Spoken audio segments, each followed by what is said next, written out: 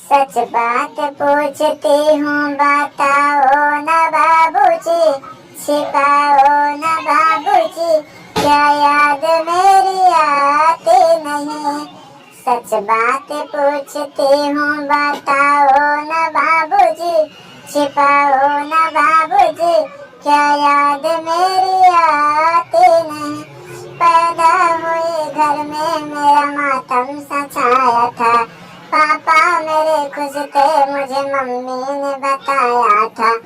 ले के नाम प्यार भी जताते थे बाबूजी, आते थे कहीं से तो भी बुलाते थे बाबूजी।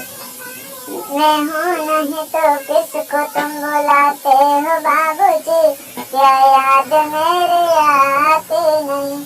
हर जिद मेरे पूरे के हर बात मानते, बेटी थी मगर बेटों से ज्यादा भी जानते।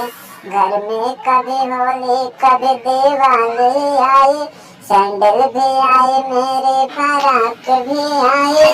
अपने लिए बंडी भी न लेते थे बाबूजी, क्या कमाते थे बाबूजी, क्या याद मेरी आती नहीं।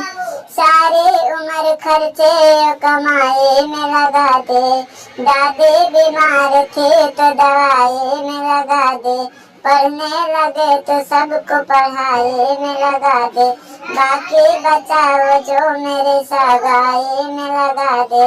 अब किसके लिए इतना कमाते हो बाबूजी, बताओ ना बाबूजी। कहते थे बेटी विदा हुई तो घर घर नहीं लगा, कहते थे मेरा मन कहीं